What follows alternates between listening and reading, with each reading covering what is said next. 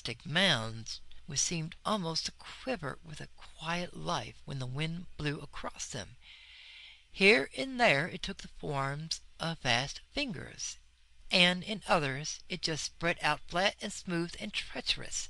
Odd places it appeared as grotesque stunted trees, seeming extraordinarily kinked and gnarled, the whole quaking vilely at times.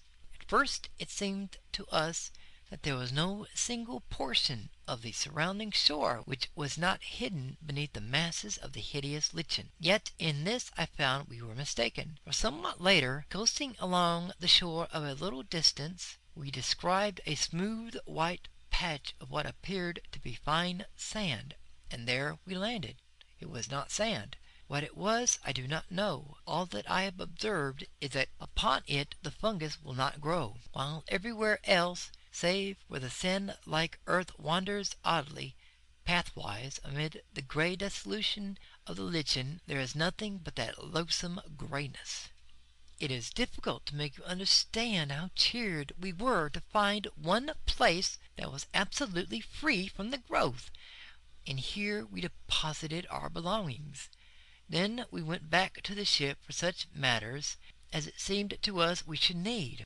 Among other matters, I managed to bring ashore with me one of the ship's sails, with which I constructed 2 small tents, which, though exceedingly rough-shaped, served the purpose for which they were intended. In these we lived and stored our various necessities, and thus for a matter of some 4 weeks all went smoothly, and without particular unhappiness.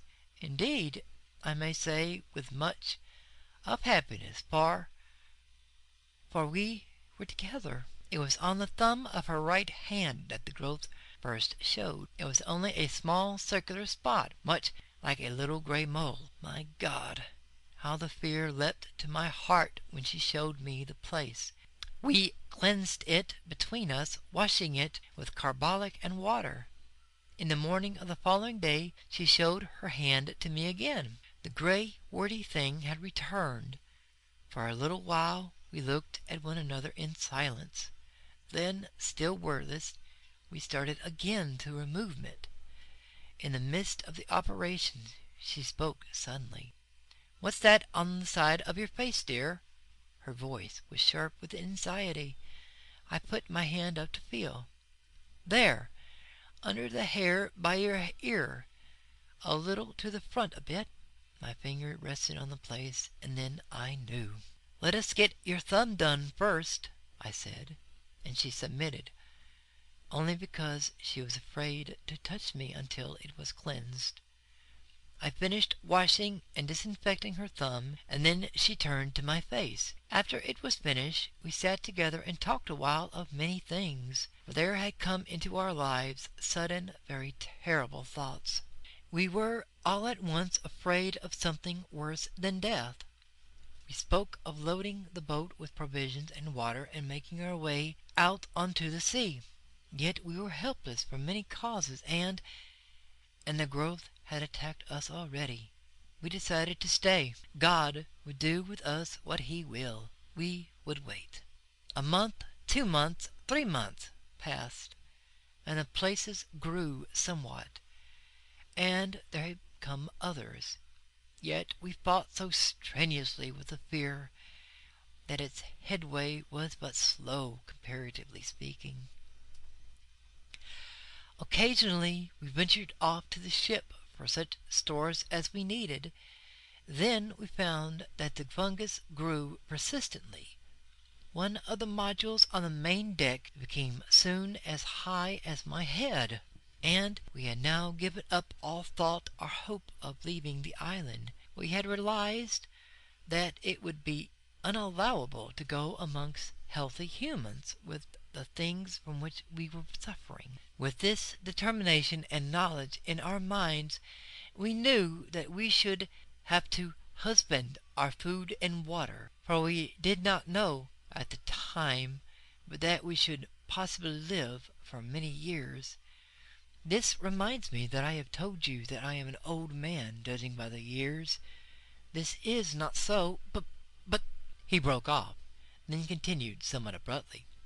"As I was saying, we knew that we should have to use care in the matter of food, but we had no idea then how little food there was left of which to take care. It was a week later that I made the discovery that all of the other bread tanks, which I had supposed full, were empty, and that, beyond odd tints of vegetables and meat and some other materials, we had nothing upon which to depend but the bread in the tank which I had already opened.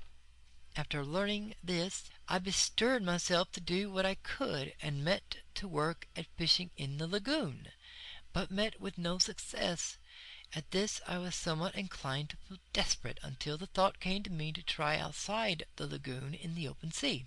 Here at times I caught odd fish, but so infrequently that they proved of but little help in keeping us from the hunger which threatened. It seemed to me that our deaths were likely to come by hunger and not by the growth of the thing which had seized upon our bodies. We were in this state of mind when the 4th month wore out, when I made a very horrible discovery. One morning, a little before midday, I came off the ship with a portion of the biscuits which were left. In the mouth of her tent I saw my sweetheart sitting, eating something. "What is it, my dear?" I called out as I leapt ashore. Yet on hearing my voice she seemed confused, and turning slyly threw something towards the edge of the little clearing.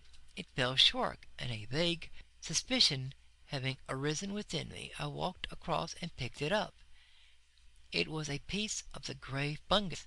As I went to her with it in my hand, she turned deadly pale, then rose red. I felt strangely dazed and frightened. "My dear, my dear!" I cried. I could say no more. Yet at words she broke down and cried bitterly. Gradually, as she calmed, I got from her the news that she had tried it in the preceding day and liked it. I got her to promise on her knees not to touch it again, however great our hunger.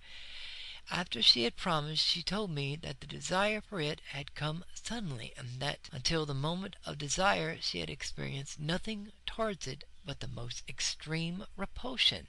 Later in the day, feeling strangely restless and much shaken with the thing which I had discovered, I made my way along one of the twisted paths formed by the white sand-like substance which led among the fungoid growth. I had once before ventured along there, but not to any great distance. This time, being involved in perplexing thoughts, I had went much further than hitherto. Suddenly I was called to myself by a queer, hoarse sound on my left. Turning quickly, I saw that there was movement among an extraordinarily shaped mass of fungus close to my elbow. It was swaying uneasily as though it possessed life of its own. Abruptly, as I stared, the thought came to me that the thing had a grotesque resemblance to the figure of a distorted human creature. Even as the fancy flashed into my brain, there was a slight sickening noise of tearing, and I saw that one of the branch-like arms was detaching itself from the surrounding grey masses and coming towards me. The head of the thing, a shapeless grey ball, inclined in my direction. I stood stupidly, and the vile arm brushed across my face. I gave out a frightened cry and ran back a few paces. There was a sweetish taste upon my lips where the thing had touched me. I licked them, and was immediately filled with an inhuman desire.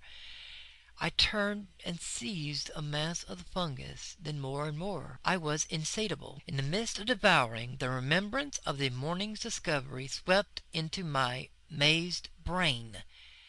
It was sent by God. I dashed the fragment I held to the ground. Then, utterly wretched and feeling a dreadful guiltiness, I made my way back to the little encampment. I think she knew, by some marvellous intuition which love must have given, so soon as she set eyes upon me. Her quiet sympathy made it easier for me, and I told her of my sudden weakness.